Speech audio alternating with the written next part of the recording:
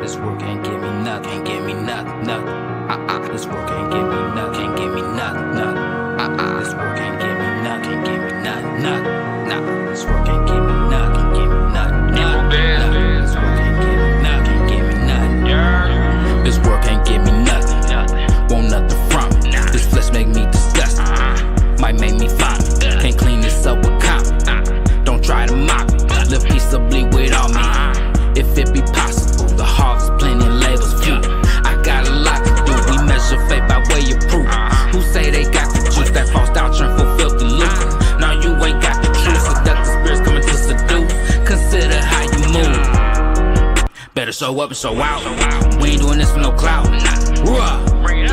In the vineyard working to the most I come, stomp his foot on the mountain. So come to pass and he will fulfill what you don't believe, you got doubts. Was on the crash course till y'all woke me up, tried me, switched up the route. I never knew, never had a clue, y'all rescued and I'm out.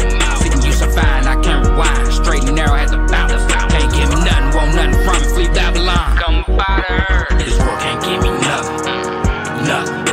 This world can't give me nothing, nothing. This world can't give me nothing, nothing. This world can't give me nothing, nothing. This world can't give me nothing, nothing. This world can't give me nothing, nothing. This world can't give me nothing, nothing. This world can't give me nothing, come on. This world ain't got nothing to offer, that's why I follow the Father. Reading the words from the author, washing me clean with his water. This world can't give me nothing, that's why I don't even bother. Suffering persecution, making me go even harder. Vanity and vexation, leaving me frustrated. Instant gratification, may cause a sensation. Release of the dopamine, addictive like coca leaves, turn you to a fiend. The book helped me get clean, I kicked it like soccer teams, now living free. People are sow a seed, I hope to grow money trees, you can see the greed. But money it come and go, I live for eternity, trying to see the king. Yeah, he said he sold his soul for a happy meal, was a crappy deal, I agree. I was once blinded by the cheapest thrills, now I thank the Lord I can see. Used to be up all night and I couldn't sleep, now my mind at ease, I'm at peace. Now I got goals that I know that I can reach, now at rapid speed I increase. Read it out the book, all them other things got fallacies, make believe. Seen that mercy seat, I sit in between, this is not a dream, we the priests. This world can't give me nothing, nothing. This world can't give me nothing, nothing. This world can't give me nothing, nothing. This world can't give me nothing, nothing. This world can't give me nothing, nothing. This world can't give me nothing, nothing. This world can't give me nothing, nothing. This world can't give me nothing, come on.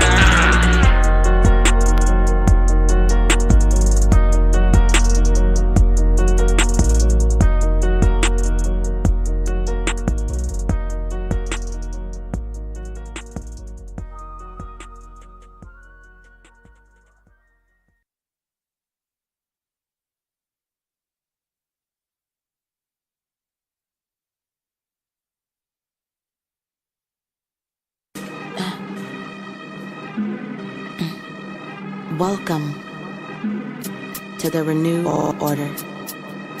Yahuwah is captain. Yahusha is the co-pilot, chief champion, king and high priest.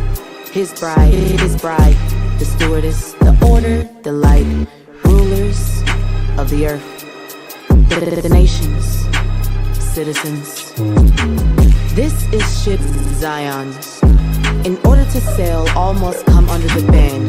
And so Yah reigns, Yah reigns, Yah reigns, Yah reigns, Yah reigns, Yah reigns, Yah reigns, Yah reigns, Yah reigns, Yah reigns, Yah reigns, Yahusha reigns. Yeah, Yah reigns, Yahusha. Yahuwah not playing with the heathen. He made a covenant, for a reason. Bloodshed makes life preservation. 12 stones with the snap of a finger. 12 tribes, we back with the feature. Everything goes back to the covenant. The covenant people, we marching to Torah. Yahushua the king of the government. We not playing with Plato or Socrates. Nope, they lying, they not our equivalent. You can picture me rolling with Mashiach. All my thoughts are embedded in Hushana. Heathen nation so nervous they diddy bop. Rack up all of the charges that Diddy got. But the king won't show him no pity. Kid David, the key to the city. Everything coming back for the judgment. For iniquity made adjustments. Everything is recorded for evidence. They're the people that's not too believable. All accounts are receivable. Cause the earth is getting purged. Yeah, an everlasting burning. Captivity turns in Zion. For Yehuda the king is the lion. Every word word that he spoke is a porter for all his people that sit in the heavenlies. Tell your pastor he's lying, a pessimist. Every knee give him reverence. Yah reigns, Yah reigns, Yah reigns, Yah reigns, Yah reigns, Yah reigns, Yah reigns, Yah reigns, Yah reigns, Yah reigns, Yah reigns, Yahusha reigns. It's never been a game about the heart of Yah towards his people, yet he has the controller. He's the judge of his people, only Yah can judge us. He's the one with the strength. See the muscles? You would press us on scary and feeble. Had to lie to us, couldn't say it to our face. Know your place. But we give you grace this once to repent right now to our face.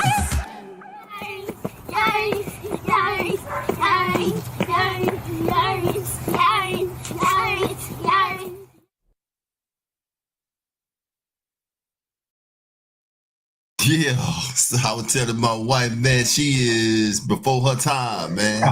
I'm telling you, yo, I can't wait to have him on the show here soon. Man, I can't wait to see him live at the Drip Facility myself. It's gonna be dope. Yeah. Identity. I keep preaching that music with the identity. Man, I love it. I say my wife said Missy Elliott. I said, yeah, Missy Elliott at Left Eye. I see a little bit of Left Eye up in there. Yeah. But both people y'all just named got identity. Identity, exactly. You know they work. Yeah. Right. Like yeah. She killing it, man. I'm digging it. Hey, she was like, her and her husband, when they came, it's like a breath of fresh air. Yeah. And I'm gonna tell y'all something. Come December the 20th. Just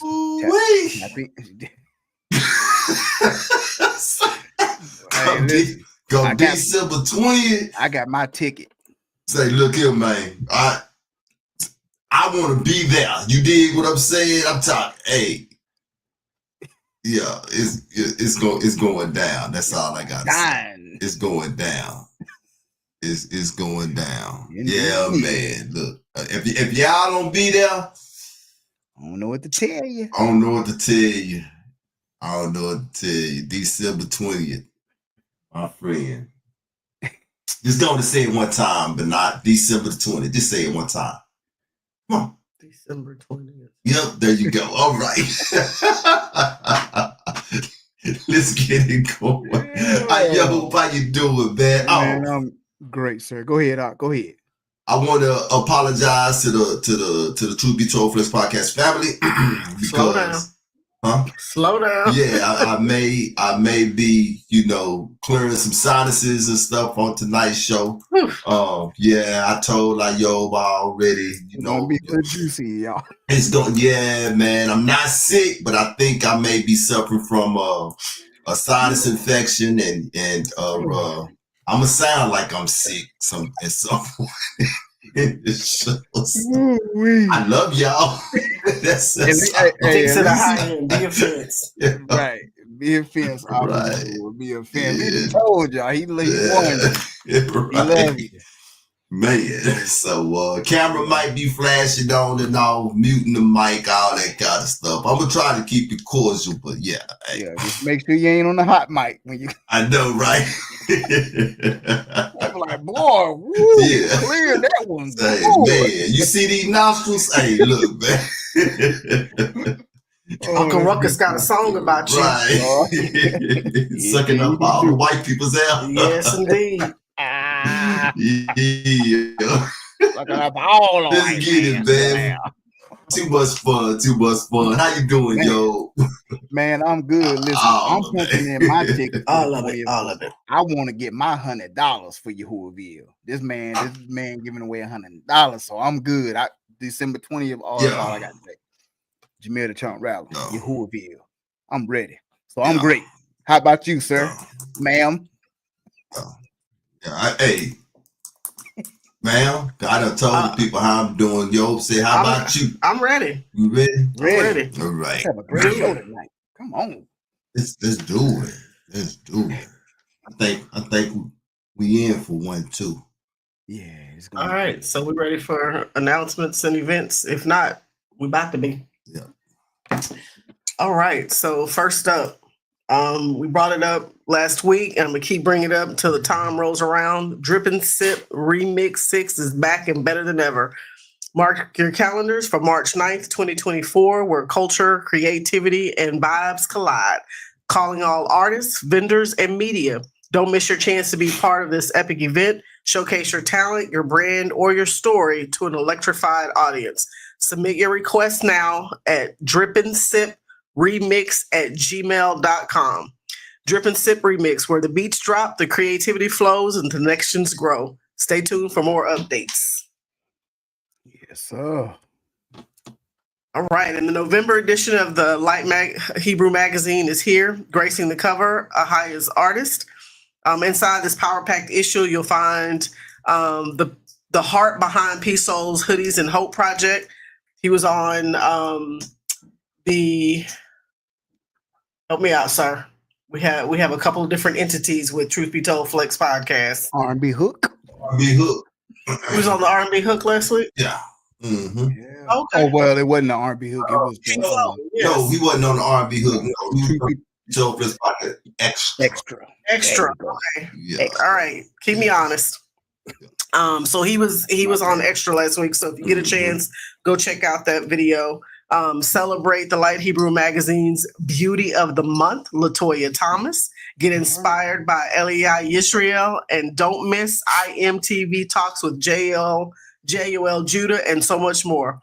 The Light Hebrew Magazine November edition is your guide to creativity, hope, and inspiration. Grab your copy today and let the light shine on you.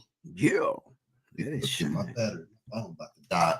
He just did a interview with the Houston Brew. I believe that's what it's called. His name. Yeah. And that was a dope interview. Come to find out, J.O.L. been in Dallas all this time, and that boy ain't never had no Rudy's chicken. Hey, Sister Delta, if you own, go take that young man some Rudy's chicken, the one off of Count Wisdom, man. Say the Houston Brew told him, man, edit that out. Don't let nobody else know that. Yeah, don't let nobody know. Don't let nobody else know that. Wow.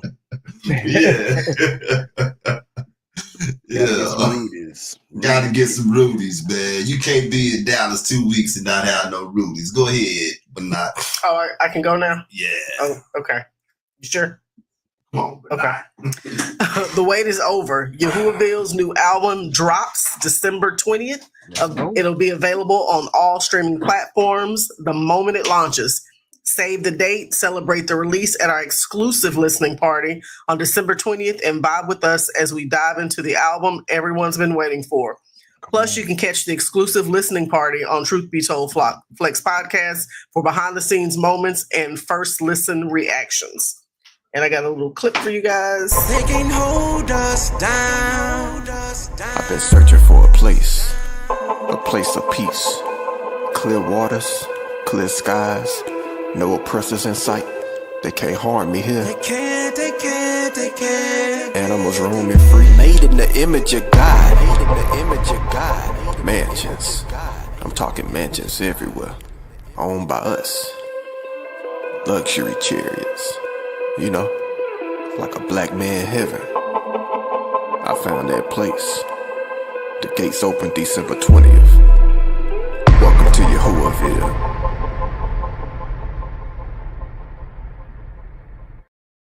Boy, I got a chill. I know, right, man. Already.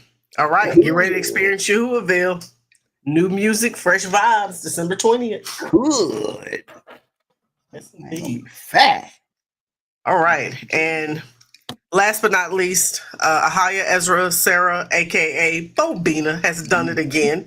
The Ethnic official music video is out now. Immerse yourself in a stunning blend of powerful visuals and groundbreaking sound that will move your soul and ignite your spirit. Don't miss this masterpiece. Watch it now on YouTube. Bobina brings the vibe, the culture, and the energy. Tap in, share, and experience the beauty. I think she has had opening video on the show for the last 3 weeks. Right. She let her drop another one. It's gonna be on that again. She did it again. You just keep dropping. Right. Keep dropping this. Exactly. Keep it coming. Indeed. Yo. Keep it coming. All right. So for our talk amongst yourselves topics, guys, this one was a little near and dear to me, only because I'm a huge country music fan. So for those of you who don't know who this is Shabuzi. He is a Nigerian native. He is a country music artist of sorts. He has some other music that he does, but this is what his passion is.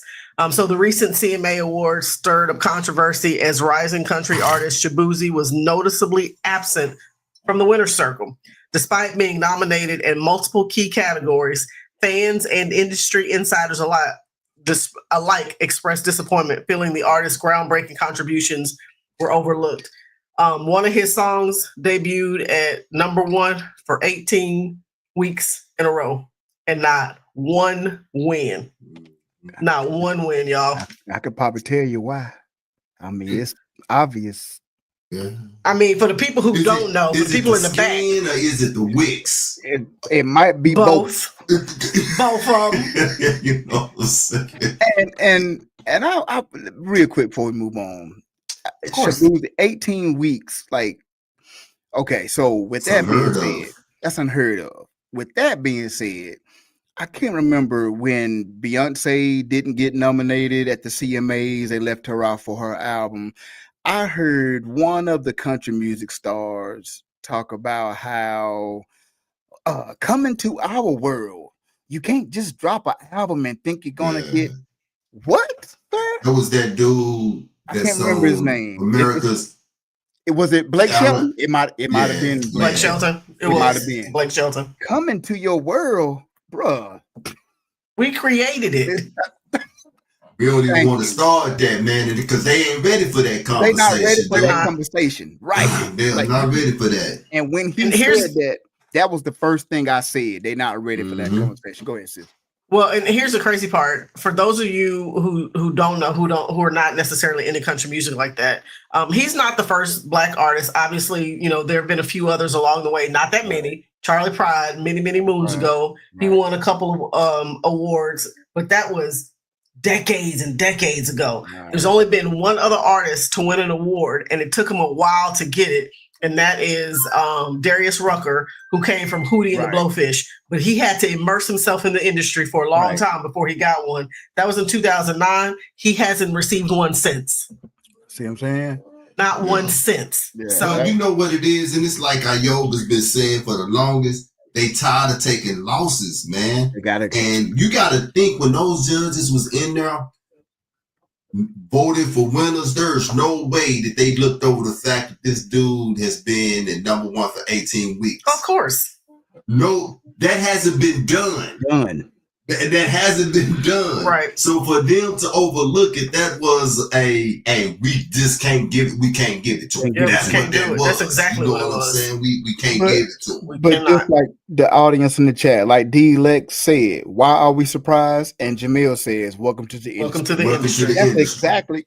Welcome to the industry. But this is the flip of that too. So many people now know who Shabuzi is because of, you see what I'm saying? So, hey. Yeah. All right. Never would have heard of him if it hadn't. White people, white people, they their own worst enemy. And he has some really good music, just in case you're. Yeah, I like Shabuzi. I like Shabuzi too. All right. Well, in a shocking moment during a live broadcast, y'all's favorite bishop, T.D. Jakes, suffered a medical emergency while preaching. Why you gotta be our favorite bishop? As Jakes was delivering his sermon, he suddenly appeared to experience difficulty, prompting immediate attention from his team and medical professionals in the church. The broadcast was temporarily paused, and viewers were told that he was being attended to by medical staff. As of now, no further updates have been released regarding his conditions, but fans, congregants continue to pray for his well-being and eagerly awaiting his return to the pulpit. Now, I've seen two different things. I've seen people saying they're praying for him, they feel sorry for him, and oh my goodness, we can't believe this happened to him. And I've seen a whole host of other ones that were saying good for him. And, what my first comment was, I wonder if in that moment he was swallowed. But that was just, my thought. My wife. I'm just saying. My wife. No, man. But you know the thing though, and we can laugh at this. Me and Ayo was talking about it. We could laugh at this and have fun with this on the cool, but at some point though, we as a whole people, you know, whether you believe what we believe or not, when you see things like this, you have got to ask yourself why. And with me, one of the things is that what did Cat Williams say, that we are in the season of exposure right now? Yep. Still is. We're still in that season, and it don't, and we are not exempt from being exposed just because we're not famous, you know, just because we're not millionaires. And so when we see stuff like that, you know, whatever this brother gonna get, he gonna get it. I ain't gonna lose a churl. I mean, I'm not gonna share the churl whatsoever, but at the same time, we need to let the Most High do what he gonna do and quit wishing bad ills on him, talking about his judgment, because judgment could be standing right at your front door. Exactly. So if we only knew how close we was and how much put it this way, I'm thankful that the Most High don't give me exactly what I deserve. And with that being said, before we move, I know we got to move on, but they say a medical emergency. Now, being a stroke survivor, from my standpoint, and I did a live earlier on Facebook about this, it looks like a stroke because before he dropped the mic, when everybody was rushing to him, it looked like he was trying to say their names and acknowledge them. But let me tell you, like I've said before in my testimony, when you have a stroke, the more you try to remember names, dates, children names, it's almost like a magnet is pulling you away from it at the same time. It's the most craziest thing. It's hard to explain. Mm-hmm. So that's what it looked like, because when he dropped the mic, it looked like the more he was trying to hold on to it and say their names, I'm okay, I'm all right, the more that magnet was pulling him away from it. Right. And that's what it looked like. We don't know. They're not really saying too much, if it was stroke, heart attack, whatever. But from me being through it, it looked like a stroke. So yeah, it looked like a stroke to me as soon as I seen it. Yeah. And I don't know if you guys are aware, but Marvin Winans recently went through the exact same thing. Same scenario, same situation, standing in front of his congregation, talking, and all of a sudden he started going down. And I don't know if you knew, but your favorite guy, Gino Jennings, he had one. He had one as well. Yep. Doing service? His was not during service. But he just wasn't feeling well. Right. And he told his family he think he had a stroke. He didn't have a pass out moment or anything. And his daughter and his wife convinced him to go to the hospital. When he got there, they told him he had a stroke. Yep. So if nothing else, this ought to tell you, get your affairs, get your house in order, because you just never know. You never know. Yep. All right. So Susan Louise Lorenz, 60-year-old white Florida woman who fatally shot her black neighbor, AJ Owens, through a locked door, was sentenced to 25 years in prison on Monday for the completely unnecessary gunfire. And these pictures, this is her when she first went in. This is her now. Boy, she looked like a whole different lady. I mean, I know y'all can't see her face, but she was devastated when they gave that sentencing. Yeah. You know, I mean, she didn't think it was gonna happen. Right. She thought she was gonna she thought she was gonna get probation, 6 months time served, whatever, and then 12 years probation. She was probably like, I don't got to go get a job. I get a government assisted check, retirement, Social Security anyway, so I'm good. But no, judge is like, nah, you 25 years, bro. Mm-hmm. That's pretty much a death sentence for that lady. How old is that lady, 60. man? So that's pretty much a death sentence for that lady, man. And again, I don't feel bad. Yeah, no sympathy. I have zero lick of sympathy for her. Right. Not an ounce. Nathan. Not an ounce. Nathaniel. Yo.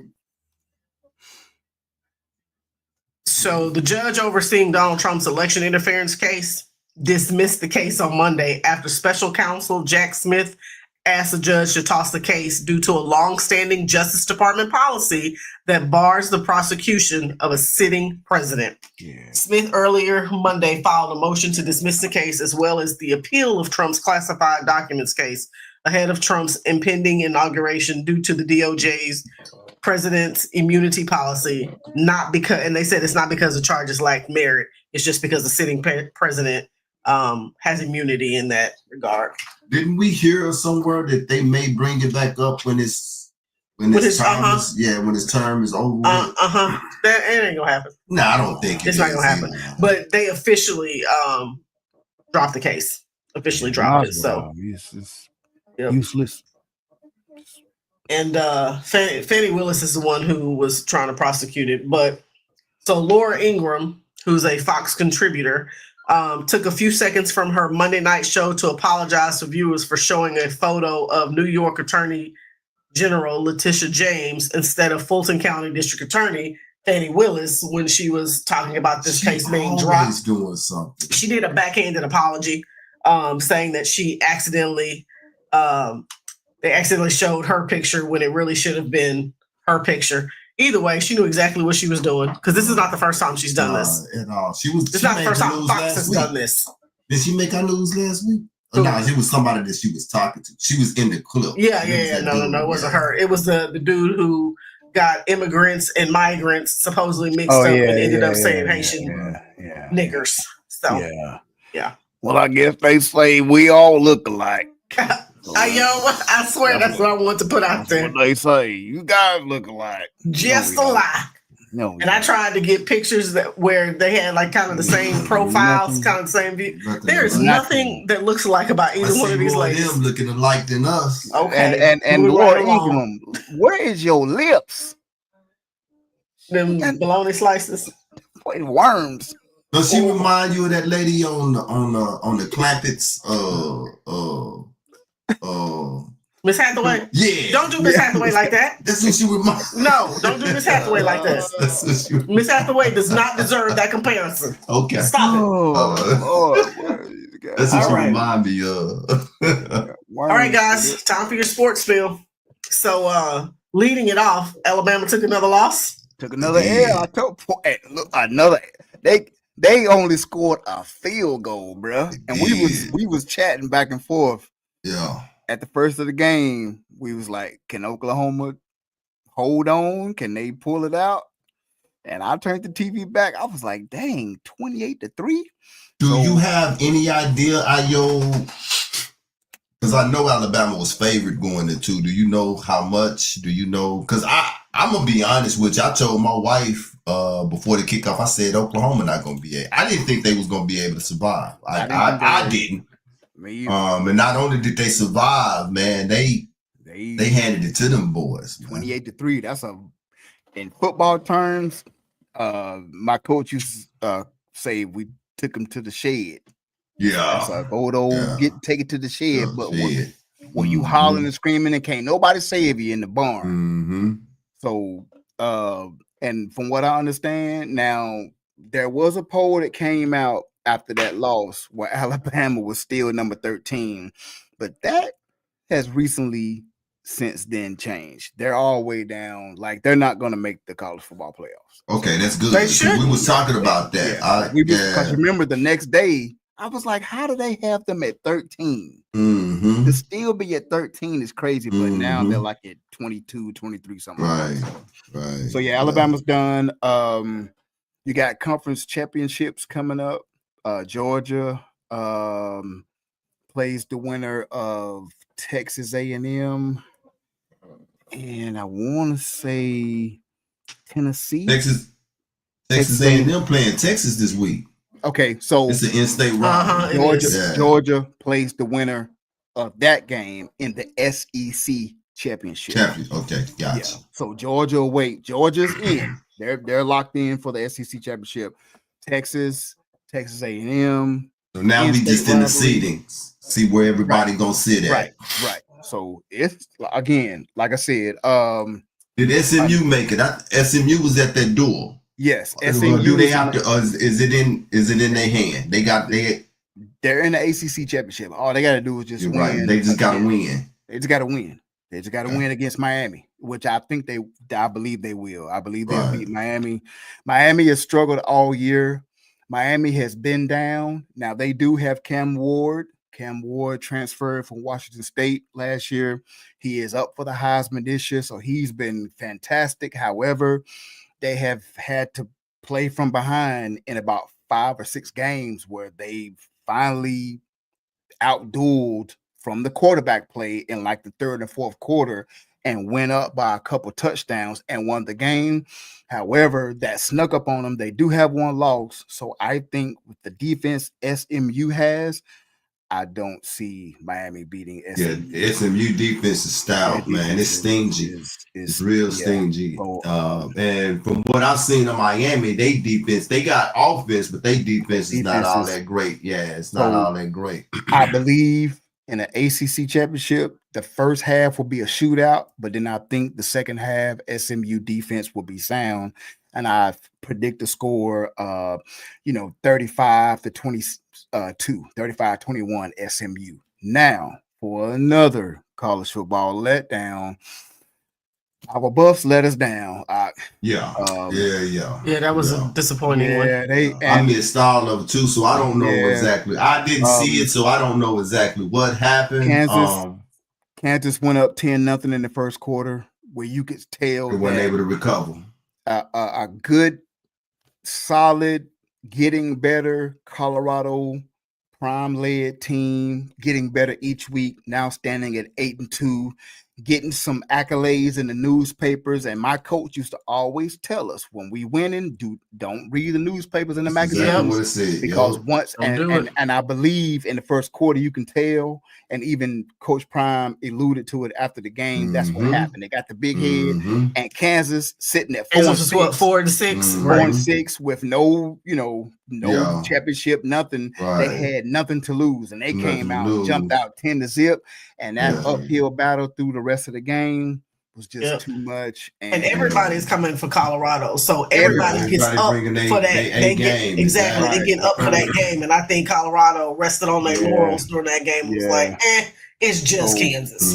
So I think for the next game or two and the bowl game, I truly think that Shedeur may go ahead and enter the draft and won't play anymore. That may, because he apparently they're talking about some suspension for him. He pushed a referee or shoved the player or something like that. Yeah, it was a referee, but man, it was barely a shove, and it was in you played football, man. When stuff is going, but they are under a microscope because of the name Sanders, though. So they can't find anything negative to say about his coaching now. We can't find nothing negative about the team, per se. So any little thing that they find that's they gonna blow it up, they gonna magnify it. Exactly. Can you believe that Shedeur pushed the referee? Man, get the hell out of here with that, man. He wasn't even he just he barely bumped him, man. Right. Before we move on, and we ain't even gotta talk a whole lot about it though, but South Carolina Gamecocks. Oh, my bad. I'm doing. You're doing too much, but carry on. I just sip my tea over here. Don Staley. They took an L from UCLA. First time in what? 43. They snapped a 43 game win streak, 43 games, yo. That's the first regular season loss in three full seasons. 3 full seasons. So I think 77-66. I think they 66, So, but it's a rebuilding. It's not really a rebuilding. They lost Cardoza, man. They don't have a okay, you got to rebuild it. So I mean, and that was a lot. She was fortunate to have Cardoza to replace Aaliyah Boston, right? But and then you got to think, just like in football, all the other teams, they built the team to beat South Carolina. Correct. So they got bigs now. They watched how she dominated for so long. She played the game the way it was supposed to be played, which was outside in. So now that's what they starting to do, outside in. Exactly. Right. Yeah. I think the lady Gamecocks will be. They'll be all right. They'll be. Don Staley is an amazing coach, so they're gonna be fine. Yeah. It's gonna be a harder road though to that because man, it's some teams. Yeah, dude. they got some squads. That March Madness is gonna be bananas, man. They got some I want to squads. give a special shout out to Me Too Times as well. Y'all treat this young lady well. Let her know that the Truth Be Told Flex podcast show us some love. That she is very dear to me. That's my kinfolk. She joined us tonight. So hey, you know. Hope you stick around. Let me know if you feel like you got a dip or whatever, but enjoy yourself. That's my girl, man. Welcome to the family. Welcome. I will call her by her government name, but I won't do it like that. Don't do that. I won't do it like that. It's all love though. Yeah. All right, guys. Quick music break, and then we will come back and get into our hot topics. Let's do it. This is Confess by Hezekiah. New single. I made a promise, can't nobody take it. I told them put you above all. Y'all here preaching the word, yes sir. Oh, praise the Most High. Sing upon the word. I bring from the scriptures, man. Order. All the people to repentance, man. Praise.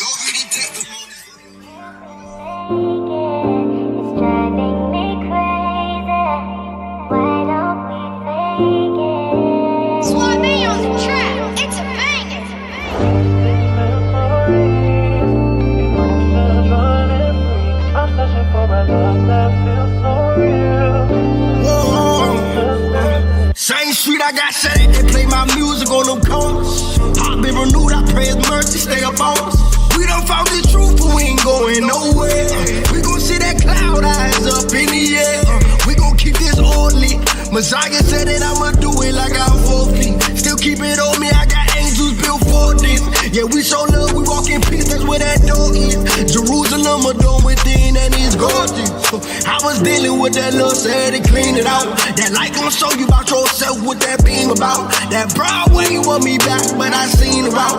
I'm praying for them, but I'm departing if they bring it out. Faith come out hearing other word, they done lost it. Carry my crosses like a man, and my Lord said, put on that armor every day, we can't off this. That living water out of Christ like a faucet.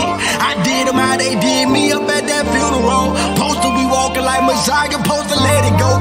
You had your door, the only reason I ain't let it blow. I'm out of order, I'm confessing, I let him know. He's so anointed, I don't talk about this pain. Gotta clean it all up before Messiah reign. Is your life really representing our name? Is your life really representing our name? Come together, stop debating, we got enemies. If they don't believe what you believe, the pot, we still at peace. They cause division, mock them, avoid them, and let it be. Matthew 25, you either goat or you a sheep. Who really serving? The harvest your serving. The Broadway is wide. His soul's on the line, really working. He coming in the sky. We at the end of time. Friends can't answer, mama, daddy, and the truth. Gotta have some patience, let them see the light in you. The kingdom up inside, observation, I'll get you. And we gon' bring it back to the borders in a few. Zion.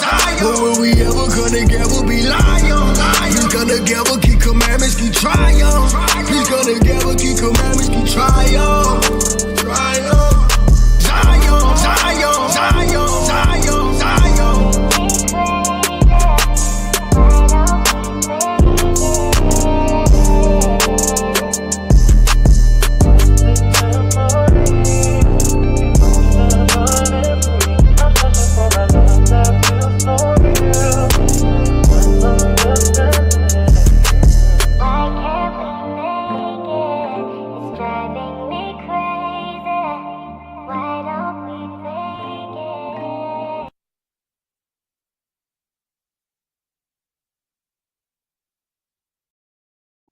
Yeah.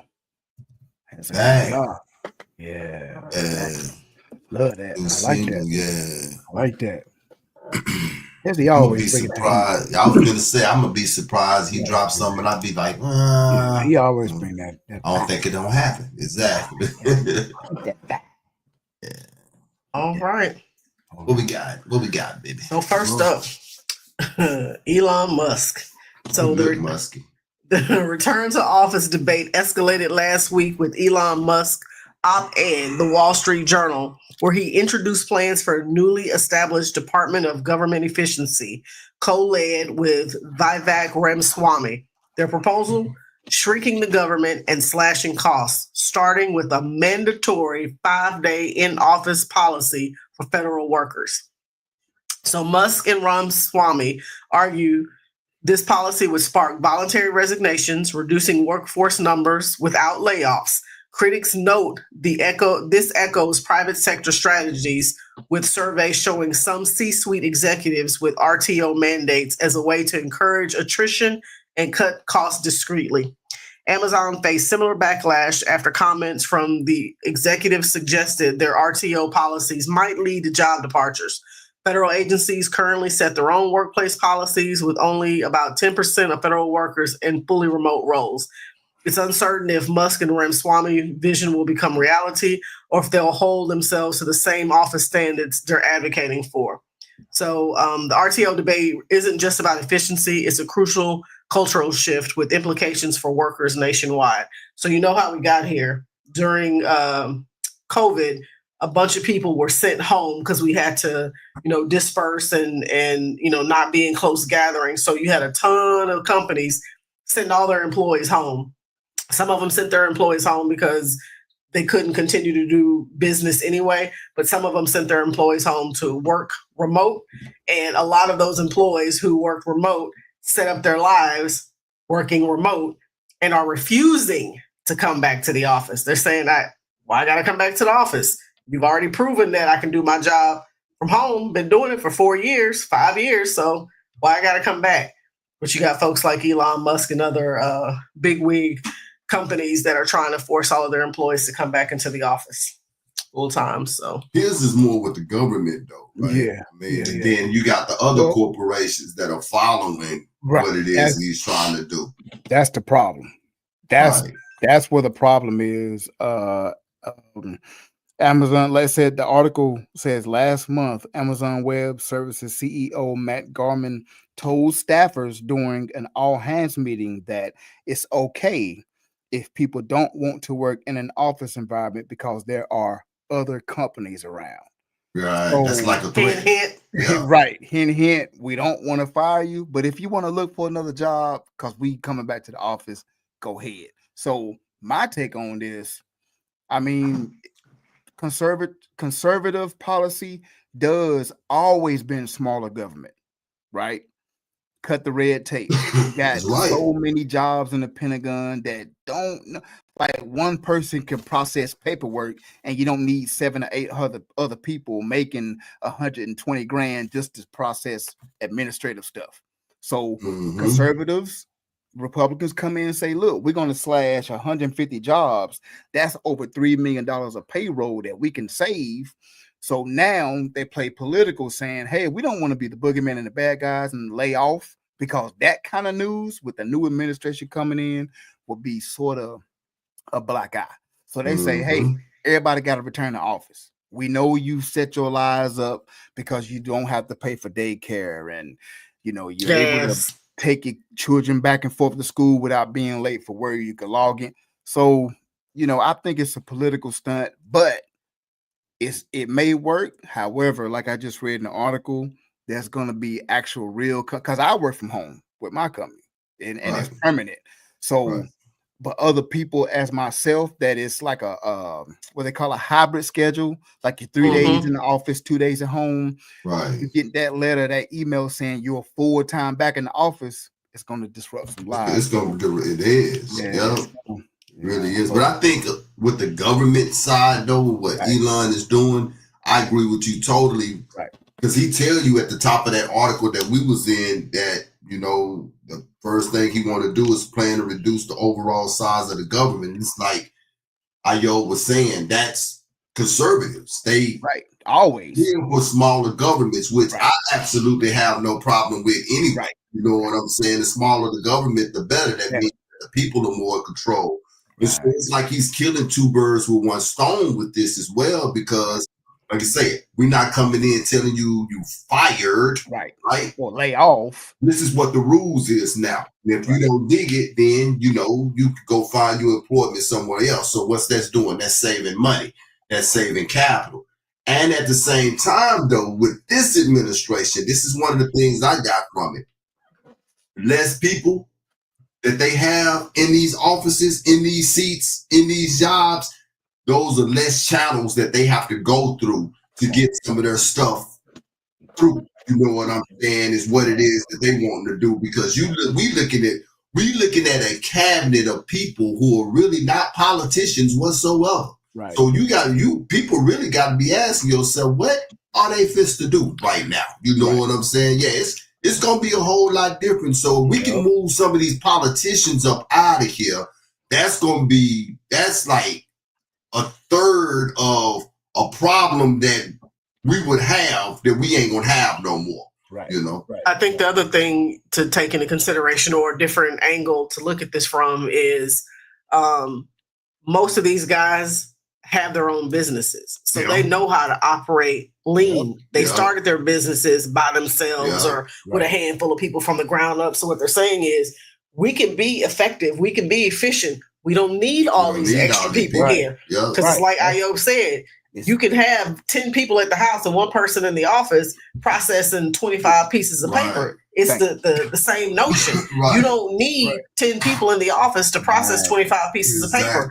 With modern technology and the way electronics work now, you can scan a document on. You don't have to have a scanner or a printer. You can do it right from your phone or your tablet. So you need less bodies to do a lot of the work that has been done for years. Think about it.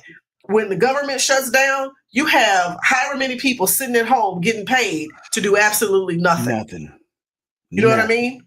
And that's one of the things that I dig with what he said too, because when you talk about the taxpayers, we are paying them. Exactly. We have absolutely no idea. No clue what they're doing. Right. No clue. Right. No clue what they do. And most of the time, the people who they report to have no idea what they're doing. No idea. Right. So yeah, I ain't got no problem with it. I ain't got no problem with it either. I ain't never worked from home either, so I love it.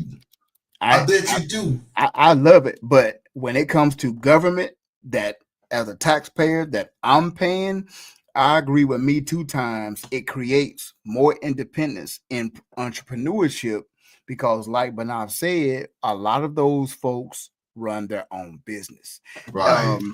The article also said, before we move on, the federal government is the nation's largest employer with over 2.2 million civilian staffers. That's staffers like us, never been in the military, never worked for so that 2.2 million can easily be trimmed down to under 1 million, and look how much red tape and money they'll be saving. Smaller government, more fiscal policy. Conservatism. Always been like that. That's nothing new. And that's the thing too, and I know a lot of people don't be wanting to hear it.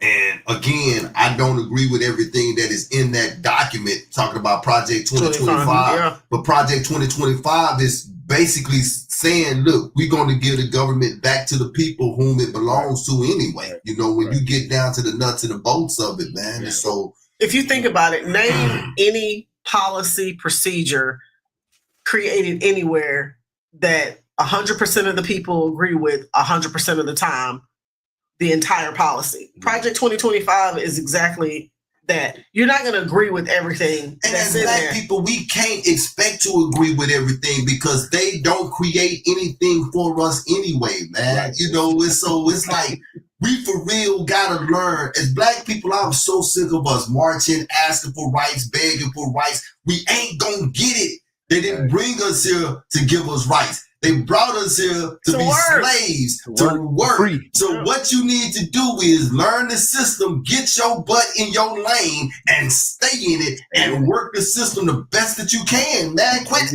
talking about equality. Ain't no daggum equality, man. I mean, the community is going to get more equality before you, man.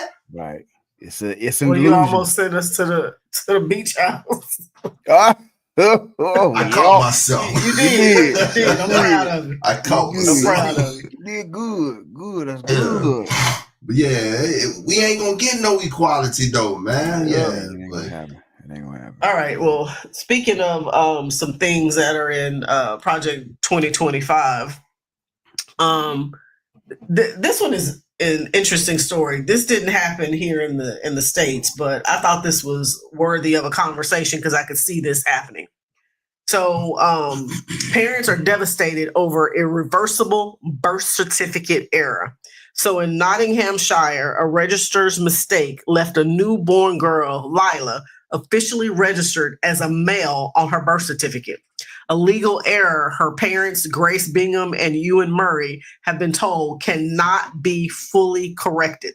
Despite immediately noticing the mistake, the General Registrar's Office confirmed the only fix allowed by law is a marginal note on the original document, which the parents fear could cause confusion or misrepresentation on Lila's future applications for school, passport, jobs, etc. The GRO and Home Office state that the current legislation prevents issuing an amended birth certificate without the marginal note. This has left the parents heartbroken and calling for changes to outdated policies. Their MP, Lee Anderson, has intervened, requesting a meeting with the children's minister to address the issue. Adding to the controversy, another parent at the same registry office had a similar error corrected last year, but the Home Office claims such practices are no longer permissible. This case has sparked widespread frustration, raising questions about bureaucracy, accountability, and the inflexibility of current regulations. So again, even though this didn't happen stateside, I feel like this is something that they could start doing here, intentionally mistakenly gendering or misgendering somebody and then having to leave it that way on the birth certificate because the law says once it's issued, you can't change it. You can only put a note on it. I looked it up. Here in America, they can change mistakes because I was like, that's crazy. So that's go ahead. That's why I said that's not stateside, but I could see America doing something like this because they can throw in a law in a heartbeat and tell you, well, that's the law now. Yeah.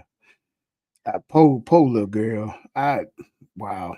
I mean, yeah man. I can't imagine she's got to go school, doctor's office, signing up for license, court proceedings. That could there's always going to be some kind of technical glitch that could help. Hey, you got pulled over for ticket. Well, you don't have to pay the fine. That was the technicality in the ticket. You're free to go. Or it could be bad. She could get mixed up with somebody and do life just because of birth certificate. So, I could see a miracle. I could see this happening a lot more. Now, real quick, in my situation, my government name is Taurian. It should have been spelled like Taurus, Taurus or Taurian. Well, I was born on the Gregorian year, New Year's Day, and the offices were closed, and they put on the birth certificate TUA instead of TAU. And they never changed. Never know. So all my life, I've been called Tawarian because they pronounced the U. They spelled it wrong, and they misspelled it, and it was never changed in my birth certificate. So that has got to make people wonder and ask themselves, what good is a birth certificate, and and more specifically, what is a birth certificate? What is it? What is a birth certificate? And for you to go do your own research, it's nothing more than a title deed. Once they put that thing on there and it's sent out to the register, that's it. You know what I'm saying? And now for the rest of your life, what's on that is on that birth certificate is on there. Because if you look at your birth certificate, you actually have two dates on there. The date that you was born and then the date that you was born or registered. You see? Exactly. And if there's anything wrong on there, it's got to be an act of Congress to get it fixed. Right. I mean, think about what happened with you when, no, that was me when I went to get my Social Security. I lost my Social Security card. I went to get a new one. And when they asked me for certain pieces of information, I gave it to them. How about they told me that my birth date was wrong? See, that's how crazy. is my birthday wrong? I didn't have this birthday my entire life. However many years ago that was. I think I might have been 41. Right. I've had this birthday for 41 years. Well, it's wrong, and they say what you're giving us is incorrect. How about your system is incorrect? Right. Like, how you gonna how tell can I me? change it? You can't. They told me I couldn't change it. Deal with for the rest Right, of her for the life rest of her life. because what's on that birth certificate is going to follow all of her legal documents, man. Correct. And, you know, and it's crazy. And you may hit it right on the head. It's a slave document. And what it does, just like the Social Security, along the Social Security is made from the birth certificate, which creates you to be a 14th Amendment citizen, which is nothing more than a slave. That's it. You know what I'm saying? That's what it is. And in this girl's case, she's a female, but when she want to go play basketball, she can't play. Well, why not? Right. Like Banal your said, birth certificate. Yep. 41 years with this date, I'll show up and get a document change. You telling me this is news to me. Right. So with her, well, the document say you a dude, so we can't let you play. Yeah. You can't change it. But that's why I made the statement, even though that may not be the law here in the States now, what's to say that they won't change something like that? To have Jamil asked the question, so who lose their job for this? Jamil, would you believe me if I told you that that's not the first time or the last time that the same person that did that has done that? That person that registered is a repeat offender, man. I had to look that up. That was just crazy to me. Messed up. Yeah. Yo. Man, that's crazy. That's wild. That's wild.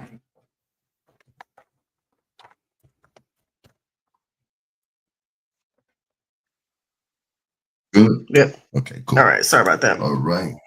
That's wild. Yeah, that's crazy, man. That's wild. All right. Well, we talked about this next topic. Slightly talked about this next one. I think in episode 167, DHL and the bomb mechanisms that they were generating. Well, in this new story, it says a DHL cargo plane traveling from Leipzig, Germany to Vilnius, Lithuania, tragically crashed into a residential area near Vilnius International Airport early Monday, killing one crew member and injuring 3 others on board. The crash, which occurred just before landing, also caused a house to catch fire, though all residents were safely evacuated.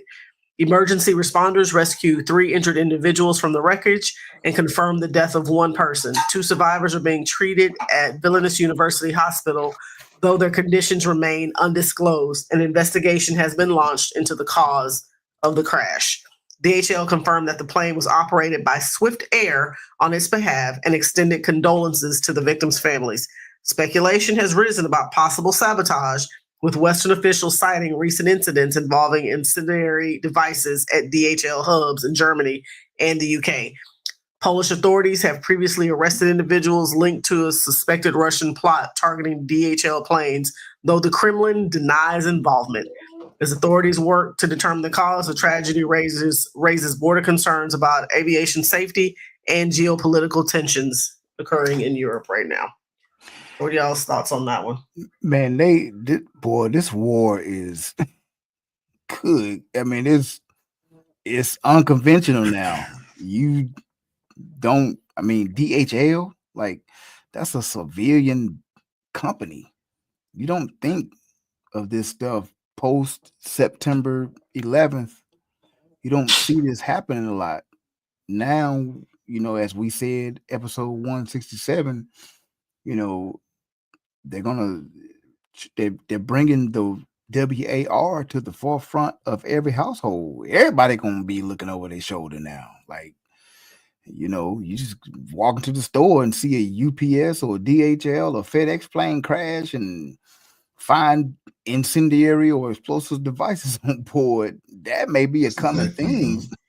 So it's you know, this stuff is escalating to the point to where everybody will have to be looking over that show. Every civilian government worker, like, it's crazy, man. So that's my thoughts. I think this is set up to where, you know, this is the second time in a month we've heard about this. And yeah, it's getting real. Jamil said DHL is cursed. Mm-hmm. I believe it. I believe it. I agree with everything that Ben Ayob just said. If you guys think the 9/11 was bad, you know, just imagine planes just start dropping out of the air, or planes while they flying in mid-flight, they just start exploding. We looking at DHL. DHL is a plane, which means that, you know, they can take this warfare from DHL to commercial planes. That's right. Easy. You know, we don't know if they testing what it is that they have with cargo planes at this particular time, man. We are in war. And the sooner we stop looking for World War III and start realizing that you are in World War III, and we are in it right now, the better off a lot of us would be, man. It's just dangerous out there right now. We so entertained over here in the West. This is what's crazy, is that we don't even pay attention to stuff like this. That's it. Don't move the needle to the majority of the people when what's happening over there on the other side of Earth, it's affecting us over here. Right. In more ways than another. We wait for missiles to be flying over our head. No, man, it's in the foods, it's in the water. Now they threatening the transportation. Right. It's dangerous out here, dude. And you know, you got a new administration coming in, and for what I understand, I don't think it's a topic, and I don't want to get too ahead of myself. I don't see it on the docket, but the lady president in Mexico, Trump, they didn't exchange words. So now that's escalated. She like, tariff, don't you be. So again, like I just said, you looking for, and we always say on this show, be ready, be aware, and stay close to the Most High, because this thing is not going to end up how we always thought it up in our mind. We like I said, when you think missiles flying overhead, no, it's going to be in the water, the transportation, the food, attacking it from the inside out to wear us down. So we'll be begging the government to step in and help and save. So, buckle up. It's crazy, man. And buckle up. And we can never forget that some kind of way all of these nations are working together. At the bottom line, you know, they looking like they flexing with each other, and in the extent that they are, but the bottom line, they still got an agenda, man. Still got an agenda. And we at the top of that agenda. Yeah. We are at the top of that agenda. That's crazy. Man. I don't know, man. DHL. Would you ever like think about that? Just think of Amazon trucks riding down the neighborhood, just boom, exploding, and it'll be chaos in the streets. Man, it'll be chaos in the streets, bro. People will be. I'm laughing. It'll be. I'm laughing, but I'm not laughing. Yeah, right. It'll be. Boy, I don't know. All right. Well, we got our second music break, and this is "Struggle" by Free Brew and featuring Yoel Malik. Let's get it.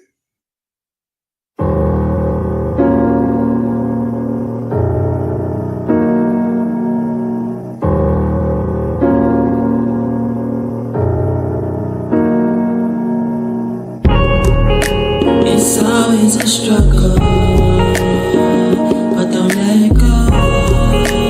It's always a struggle, but don't let it go. Struggling, we always struggling, striving and struggling. We steady struggling. Many meet their ends, struggling to make ends meet. They don't wanna be a deadbeat. 1 Timothy 5:8, occurring at high rates. Now look upon my face and see heartache. These curses causing heartbreak, heart rate accelerating. We a rebellious nation, the lost tribes of Israel whitewashed our education. So we don't have a clue who we are, what we living for. Don't understand why we trapped behind these prison boards. This is for the Yahudim in the ghettos and the city slums. Proverbs and idioms. Abiyah knows our poverty, robbed and spoiled from plantations to state property, a mockery to all nations. But it was written, it is prophecy that we are hated. Be watchful and pray, for we are the apple of Yah's eye. His elect he will defend throughout these hard times. It's always a struggle, but don't let go. It's always a struggle, but don't let it go. Struggling, we always struggling, striving and struggling. We steady struggling. Everybody want the black man to be under subjection, even our women. But from us, no one can take correction. You see, our power was stripped from us through disobedience. Now it's a struggle for us to lead. You know the process tedious. Distorted ways of communication that stagnates our elevation. We struggle to have conversation. Use words for manipulation. Unfruitful debates and miseducation. Look, when will we ever grow? When will we ever know that these blessings come sevenfold? You know the curses ain't silent, gotta break the mold. It's a struggle through the fire, yet we come out gold. It's always a struggle, but don't let go. It's always a struggle, but don't let it go. Struggling, we always struggling, striving and struggling. We steady struggling. We struggle through these weekdays and the weekdays. May I rephrase? By the weekend, we are weekend after servitude to purchase food. How many of us thirst for truth? The ancient root. We praise the creator of all things in song, with hymns and psalms, in dance. Indeed, we are living proof of Yah's mercy. Yeah. We are back. We are back. Yes, 20 shares on Facebook. Facebook audience. Boy, we appreciate awesome. Oh, praise. Appreciate y'all. 20 shares, man. It's awesome. Well, this next topic is it's a doozy. Is a trigger. I'm gonna put it that way. It is a trigger. So, a school district defends its decision to punish parents for wearing pink XX wristbands. So, in Concord, New Hampshire, a legal dispute unfolds after two parents, Kyle Fellers and Anthony Foote, were banned from school grounds for wearing pink wristbands marked XX during a soccer game featuring a transgender player. The Bow School District deemed the wristbands a form of harassment against the transgender athlete, sparking a lawsuit by the parents. At the hearing, the parents argued that their actions were meant to silently express support for restricting girls' sports to those assigned female at birth, not to intimidate.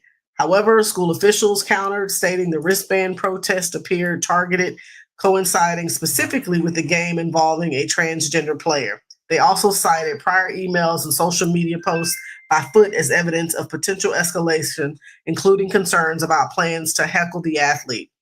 The incident highlights broader tensions surrounding New Hampshire Fairness in Women's Sports Act, signed into law by Governor Chris Sununu, which bans transgender athletes in grades 5 through 12 from participating in teams aligning with their gender identity. The transgender athlete involved, Parker Terrell, is part of a separate lawsuit challenging the law, and a federal judge has temporarily allowed such athletes to play during litigation. As the court decides whether the parents can continue wearing wristbands or displaying signs at school events, the case underscores ongoing debates over the free expression, harassment, and inclusion in sports. And in case y'all were wondering which one is a transgender, let me let y'all guess. I know. It's that Joker with that all black next to, I guess, his mama, and that one that's down there in the end holding the coat. No. No? Okay. This is a real lady. This is a real girl. Oh. These are twins. This is the transgender athlete right here. What? Wow. Go on and hit it out, yo. What? Boy, where is that? Where we at? Where we at? Looking for your button? What? That's a transgender. What? Boy, I hate this world. And see, going back to the story that we just did about the birth certificate. See, with this stuff starting to happen, it's all confusion, lawsuits. Like, how you offended by some wristbands? Come on now.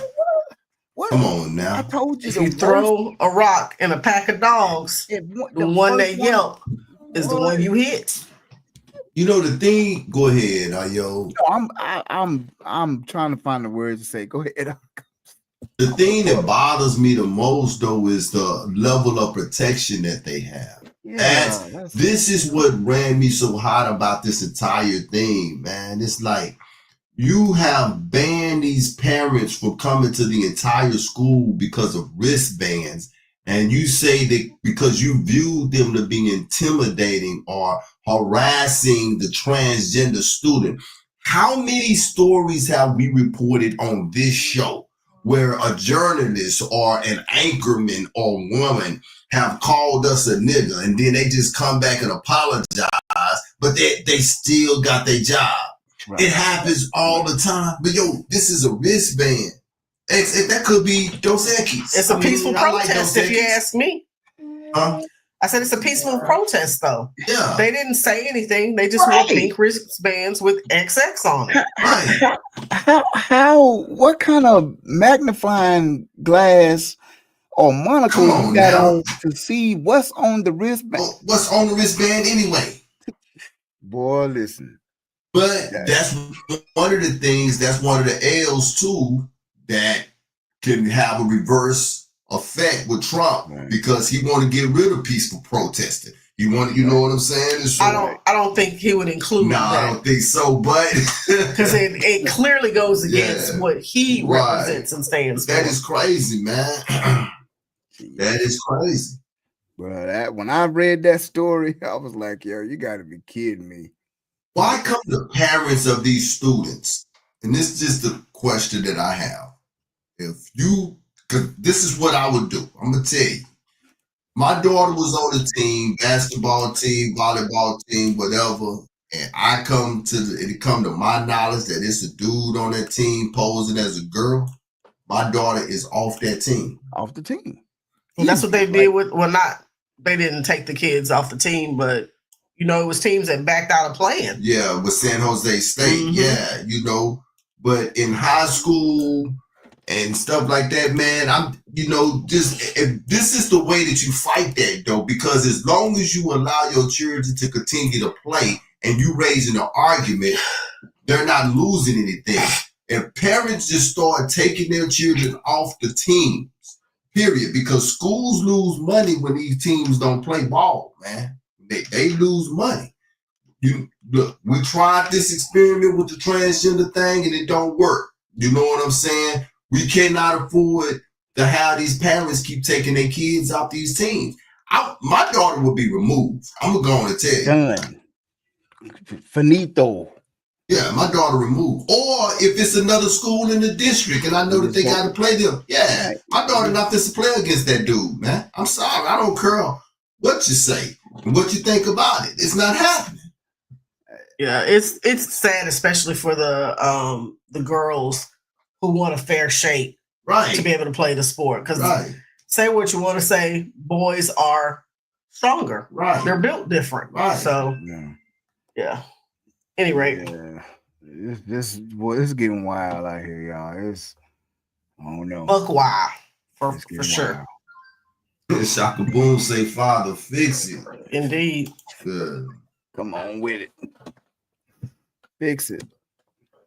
What we got next? All right. So the UK is sounding the alarm over Russia's increasing use of cyber warfare to destabilize NATO allies and weaken support for Ukraine.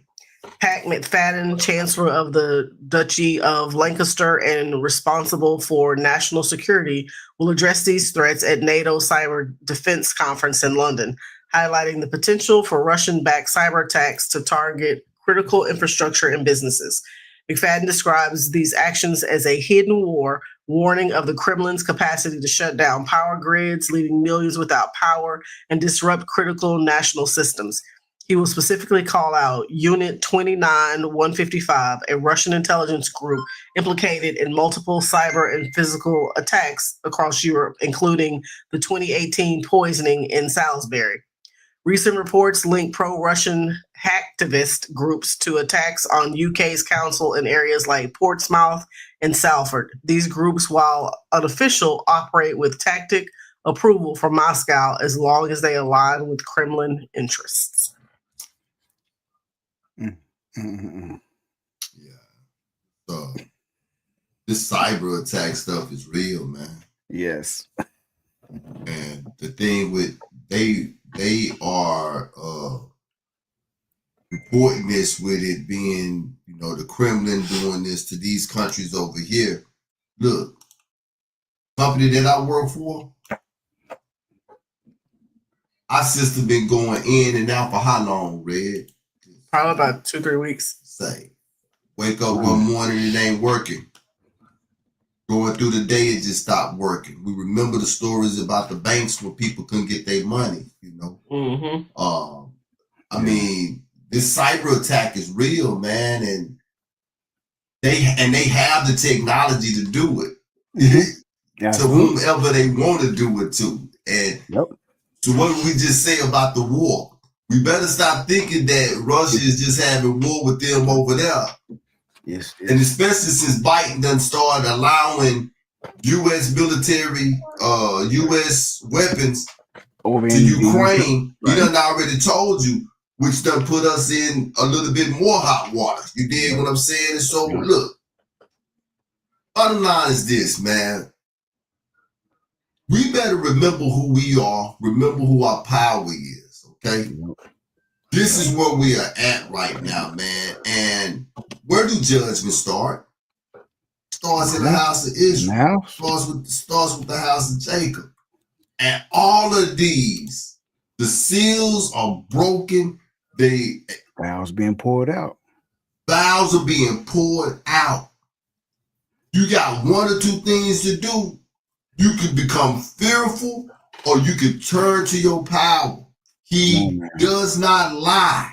He plainly says, I've never seen the righteous forsaken or his offspring beg for bread, man. It don't matter what they're doing. We talking about this stuff. I always got to revert back to this to let you know we talk about this stuff. We see how crazy it is out here. But on the grand scheme of things, man, look, we are the apple of his eye, people. Yep. Because it's important we have a conversation about these things, like you're saying. We're the apple of his eye. He's going to protect us, but we got to have the conversation to be aware. Like this is happening. Like, wow, we here. Like you said, when we always read in Revelation and in Amos and in Habakkuk, vows being poured out, seals being broken, the Malak and this Malak over this region did this.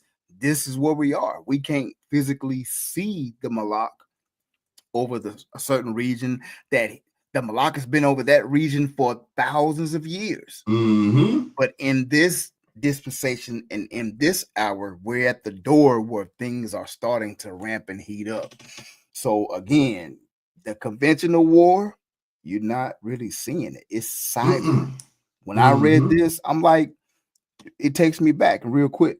Remember a few years ago when Venezuela, it was just chaos. People were standing in line for hours just for toilet tissue. Yes. Colombia, South America. Yes. And we were saying they were testing. Here we are 2 or 3 years later. Now there's a real war, a real conventional machine guns and tanks and missiles going on in Israel and in the Ukraine. But then hidden behind, you don't really hear.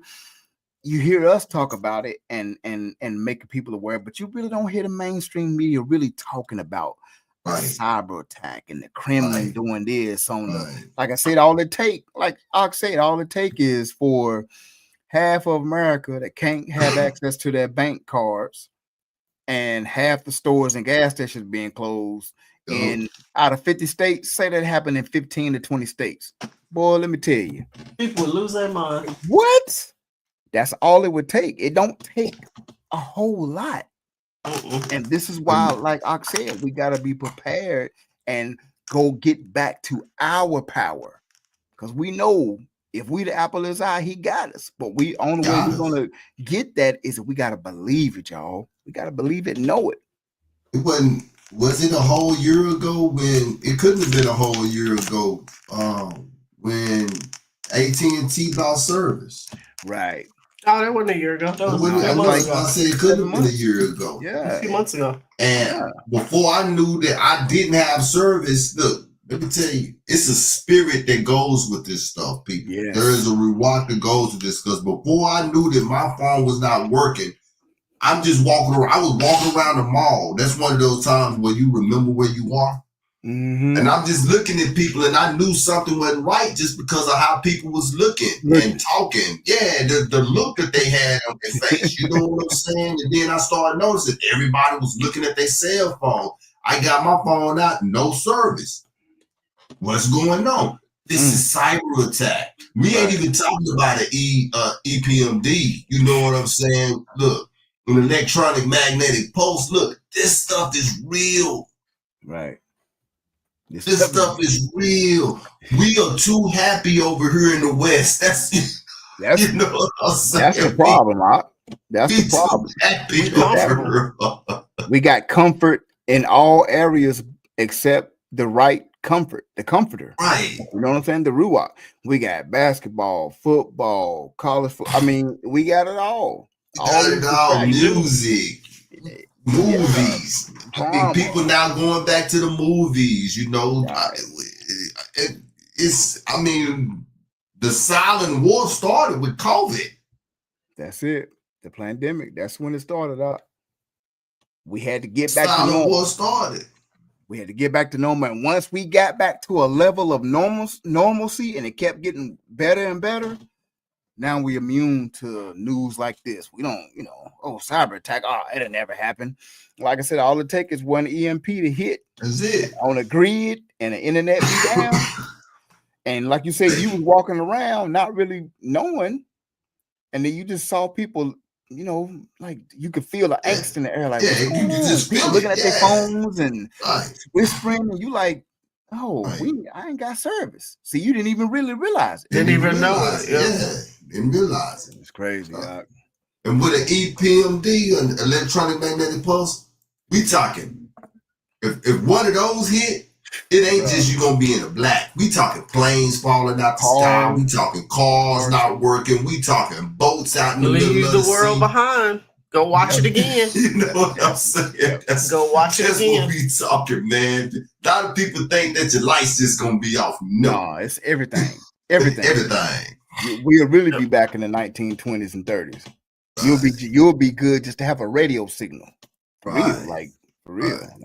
Yeah, and if you get a radio signal, who's broadcasting? Right. It won't be nothing but where to go get help and stuff like that. It ain't gonna be no entertainment. That's for sure. All right, we're about to hit our last music break, and we'll come back with the Beyond Critical Race Theory. So this is Mind Your Kingdom Business by DP David Pierre featuring Yasun.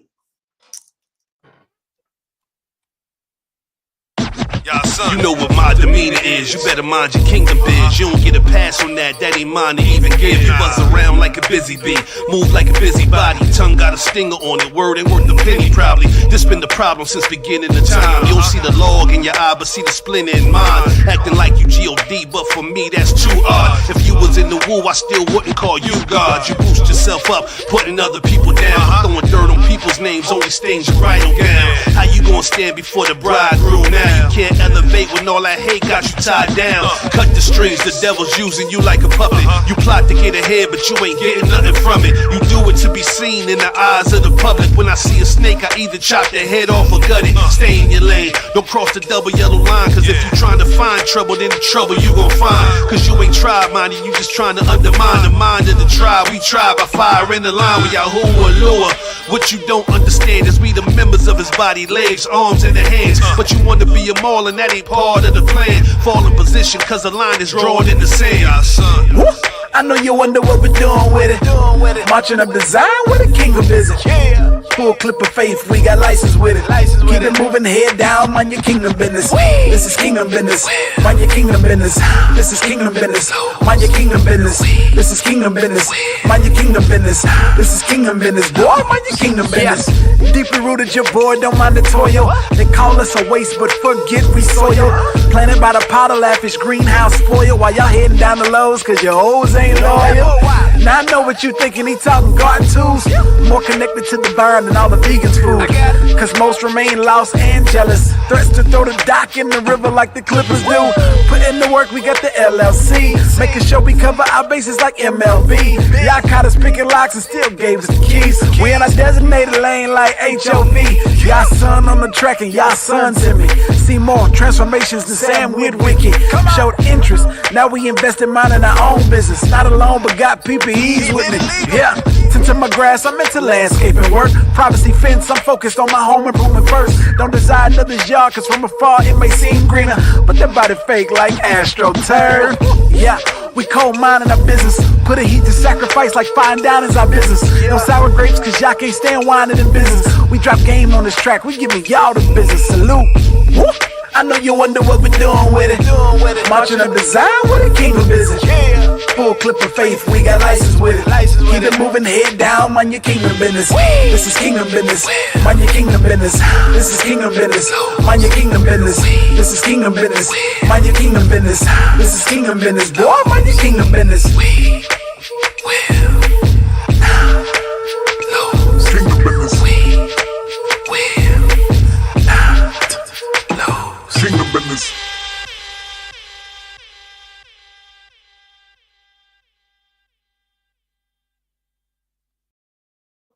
Yeah, Ox says EPMD. Yeah. That's good stuff, man. My wife said, if you don't stop saying EPMD, I said, I know. I said, that's why I kept saying electronic magnetic pulse, because I say, I just couldn't get it out right. And then I said it, EPMD. I can pass making dollars. Right. All right, man. We are at the segment of the show where we get to learn in the classroom. As truth be told, it's a classroom anyway, but this is part of the show where we just don't get this talked about in the schools. And today, I want to ask a question. 4th of July. Well, not we, but America celebrates it every year, right? Never forget. Never forget. 9/11. Never forget. Correct? Well, I want to bring something to mind because we just had an anniversary that we don't want to celebrate. And this is called the Berlin Conference that you do not hear a lot about. 140 years, family. This week, 140 years. As of Monday, November the 25th, the Berlin Conference turned 140 years old. Berlin takes Africa. This has been going on for a long time, y'all. Let's get into it. A little more lengthy than the last couple short ones, but it's going to be worth it. We're about to learn. So let's go. 140 years ago, November 25th, the Berlin Conference opened. It was a conference where European nations established get this, the legal claim that all of Africa could be occupied by whomever could take it. They set out murdering Africans and taking their wealth to make Europe wealthier. After slavery, now get this, after slavery, Berlin Conference was the second declaration of war against Africa. At the Berlin Conference, Congo was handed to a charity by King Leopold, who you hardly ever hear about. King Leopold, under the pretext of stopping slavery, and he named it the Congo Free State.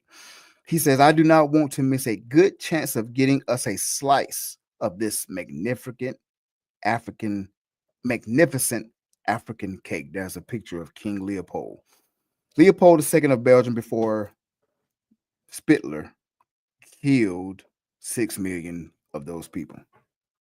So they say. King Leopold II of Belgium killed over 10 million Africans in Congo and amputated the arms of countless others. You see the pictures. But you never hear about this. All you hear about is Spittler and the other stuff. But you never hear about this. The different European nations set out to mount their flags all over Africa. King Leopold II set out for the Congo and declared it's his territory, proclaiming it's his property, the people, and the land, quickly turning the land into a money-making enterprise. Congo was rich in many minerals, but at the time it was richer in ivory and rubber. He set up a system that was extremely harsh on the people, a system that if they did not reach regular rubber collection quotas, he murdered and mutilated the indigenous people. King Leopold II's government declared that rubber harvesting was a necessary tax that would be paid to the crown by those who lived on the land. This literally meant that Leopold took the lands and wealth of a people and obliged them to work on their own land as slaves. The rubber industry in Europe was booming, and he had to meet the demands of the market. As punishment for not fulfilling the quota, they cut off your limb or you got murdered. Leopold II had an army which consisted of about 19,000 European mercenaries called Public Force. The military aggressively recruited Africans into its lower ranks as well. These Africans were press ganged into service, and they were executed if they resisted. The European officials were so ruthless based on their rubber hatred and targeting that they created a rule for soldiers to cut off and deliver the hands of any of the Congolese citizens killed for fulfilling their quota, to fulfill their quota. The source began to decline, thus becoming slightly scarce. It was then more difficult to obtain the rubber, as many individuals had to climb tall trees to reach the vines. People may often drop from the trees and fall to their deaths. In addition to the shooting and maiming, disease was another factor that caused millions to die. The well-being of the workers was not taken into account by the Belgians, who fed them with unhealthy meat and vegetables and starved them most of the time. However, this did not make the Belgians stop. For the commercial benefit of their resources, they continued the slavery and enslavement of the people of the Congo. The burning of their villages was just one of the painful accounts of the genocide of the Congolese. The commissioners and their officers also gave a certain quota to a whole village to fulfill, and if they failed, their villages and inhabitants were burned down. The Nazis were not the only ones who operated concentration camps. Britain used them in South Africa and Kenya. You never hear about that. We're almost there. In Kenya, the camps were sites for random executions and interrogations, often involved stuffing detainees' mouth with mud and stuffing their throats till they passed out. The British Museum is full of stolen artifacts from the Congo.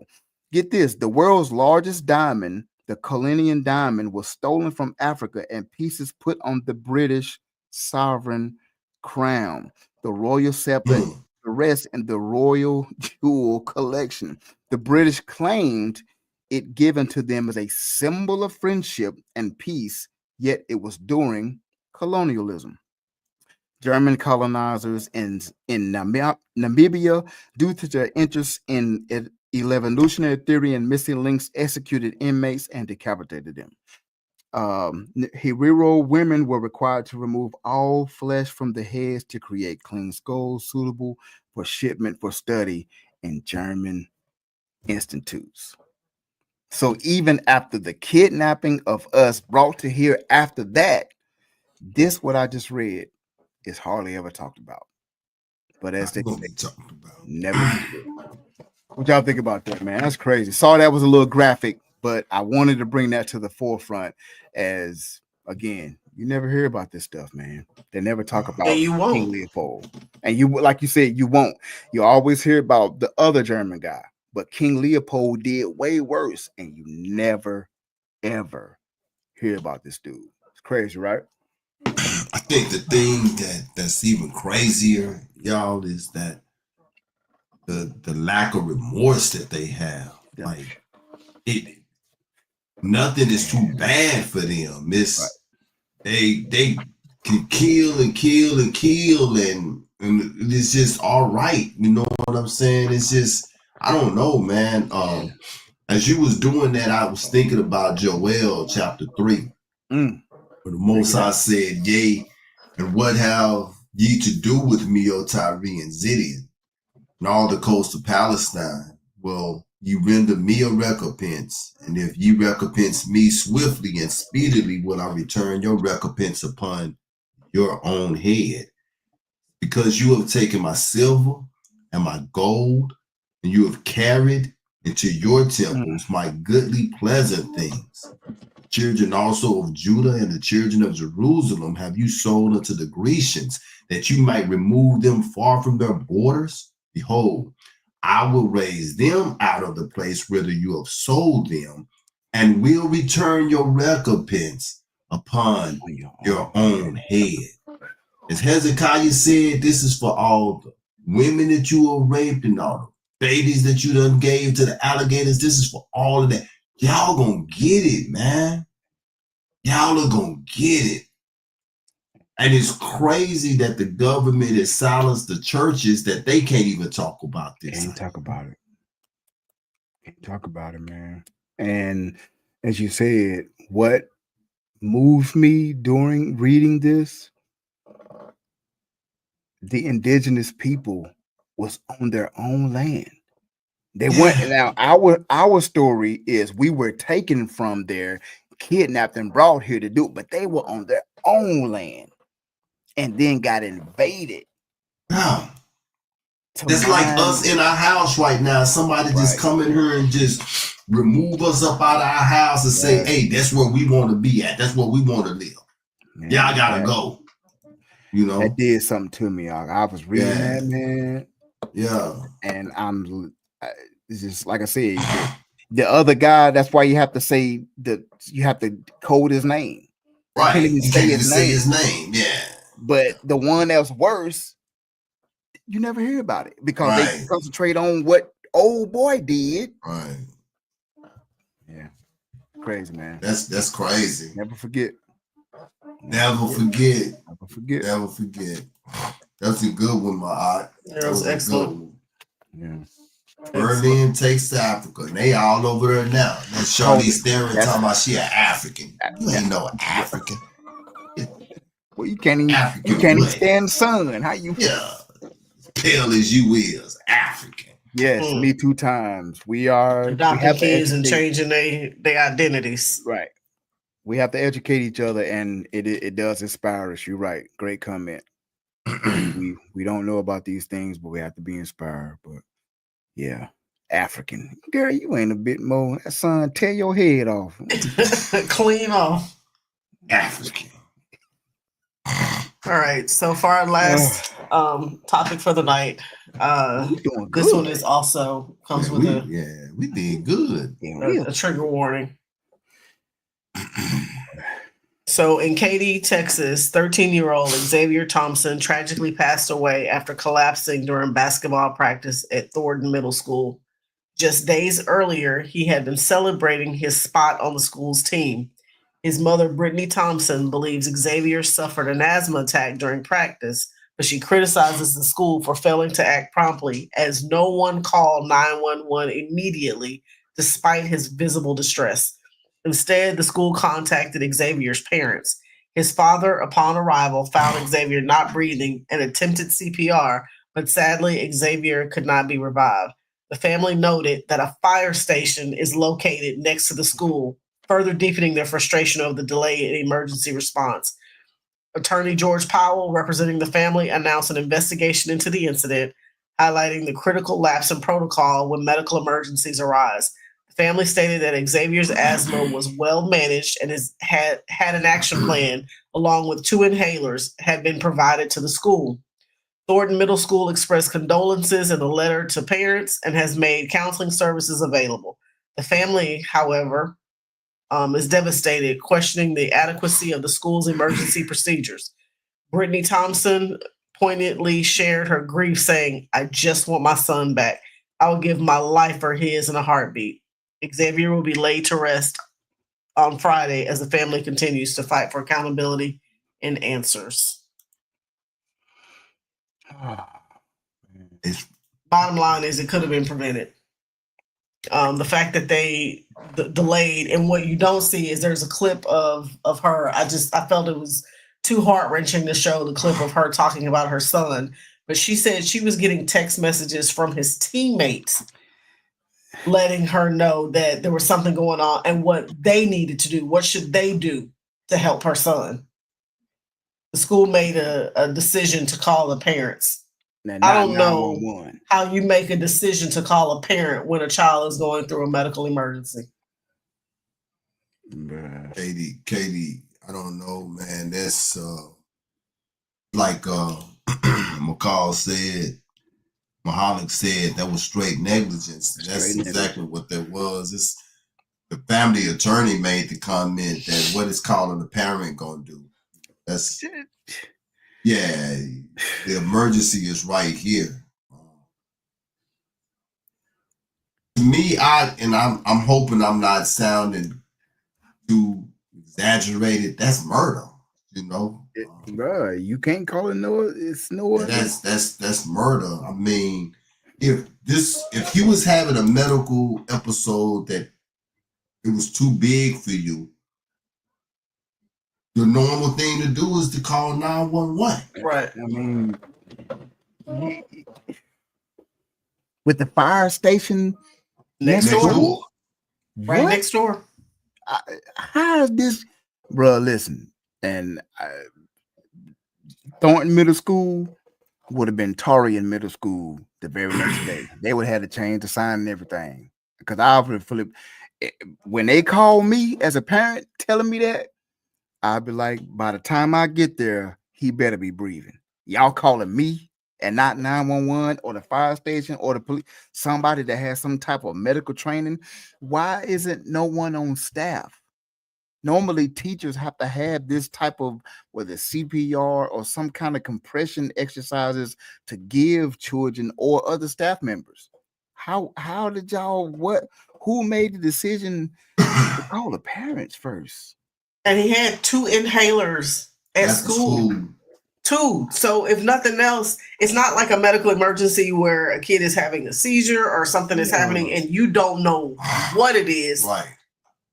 How can you at the very least give him his inhalers? Have somebody bring him his inhalers. Right. So how could it not be murder? Like, I don't see any other. The school is liable, like for real. Like, absolutely. Somebody has to. Somebody got to be held accountable for that. Be held accountable for that, man. I couldn't imagine as a parent. I watched the video and I think Banath made a wise decision.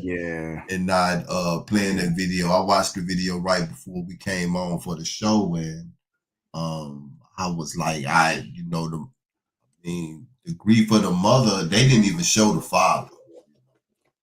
I can imagine what kind of condition he is in too, man. And I couldn't imagine having a child here today and that child gone tomorrow. Over basketball, you know. Yeah, that's crazy, man. There's I don't know. There's no excuse. None. There's not one thing I can think of that would justify their actions in that situation. Offer condolences. What, man? What do you mean? Right. You did not. You did nothing to keep my son here. What do you mean? Right. They've not even gotten an explanation from the school. They've received a condolence from the principal. Yeah, they have not gotten an explanation. The administrator hasn't reached out. The superintendent of the school district hasn't reached out. Like absolutely nothing. It's not like this child died at home or in some accident away from the school. This happened on your watch at your school. On your watch. That's the thing. During school hours. Unacceptable. It's Can unacceptable. you imagine the trauma of his teammates, though? Oh, you know, that's something that they're going to have to live with for the rest of their life, you know. And it's like you said, where is the trainer? Somebody should have been in that practice that knows CPR. Somebody should have been in that practice and should have had enough sense to be like, yo, let's call 911. Somebody should have had enough sense. I bet you the kids were saying we need to call 911. Or I put some money on it that the kids were saying call an ambulance. And they were probably terrified to call because I'm sure they were threatened. Don't you call 911. Right. We don't want to get the school in trouble. Or somebody had to be like, okay, he's got 2 inhalers. One of the children probably knew that he had 2 inhalers. Yep. So yeah, man. As a coach, they should know that he got asthma. Yeah, as a coach, you should know that he has an inhaler. You can't practice without your inhaler. It gotta be somewhere close. You dig what I'm saying? These are adult decisions here. Because I can see a kid leaving his inhaler in the locker. I don't need it. I'm good. Right. I'm good. No. Adult, this is boy, go get that inhaler. Go get the inhaler, or you're not dressing out. You can put it on clothes, and sit and watch practice. You left your inhaler at home, you can't practice today. That's what as an athlete. I was going to say, as an athlete, you know there are players on your team that you know had inhalers and kept their inhalers on them. They didn't just have one; they generally had 2. Coach had access to one. There's one at the nurse's station, but you know those kids who had inhalers. And the other piece of this inhaled during the game because he was brand new to the team. He had just made the team, so they were at practice. Either one or 2 things happened. Either the coach wasn't paying enough attention and didn't see the signs. Shame on them. Or 2, the coach thought they were exaggerating. Because you play with those kind of players too. When you're doing those suicides and running up and down the court, and your lungs can't quite handle it because you haven't been really brought up to speed on how that works. Your lungs aren't quite prepared. They think kids are being extra. I don't care how extra you think that kid is being. If you know they have asthma, you pull them out and let them handle their business. Right. You got to. That's. Read that article. It broke my heart as a parent, but you're right. Me 2 times as a leader. Like, where are the leaders? And this is the difference in our jobs and our schools.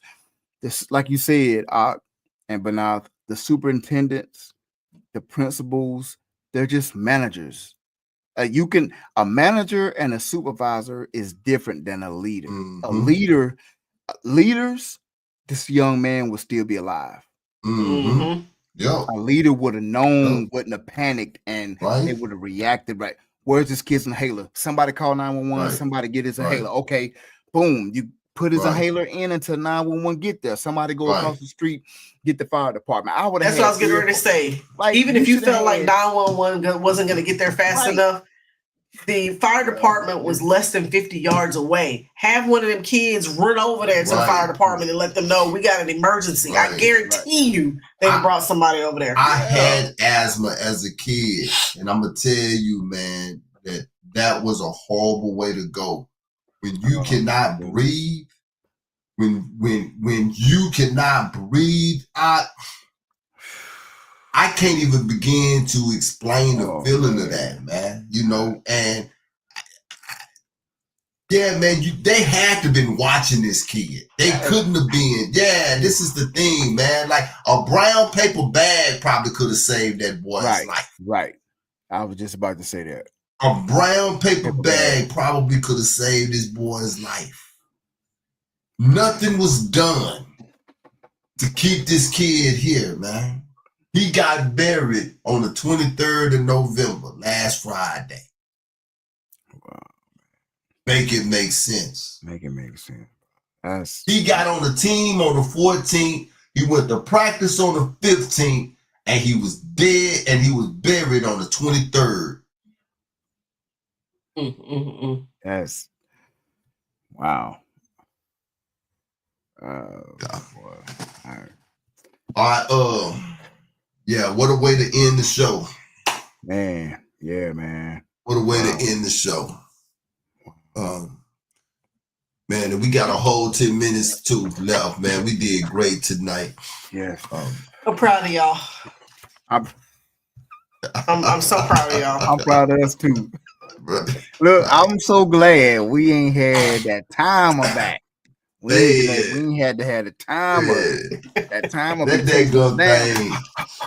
Man, that timer be running us down. Yeah, I ain't like it. Yo, I thought it would have been. We say that's trial and error. Yeah, that timer had to go, but not did good. I did good too, right? I didn't sound too bad tonight. No, not till just the end right there. Yeah. You did all right. Yeah. We want to thank everybody that stopped in tonight. If you have not subscribed, please subscribe, hit the like button as well. Please share this show.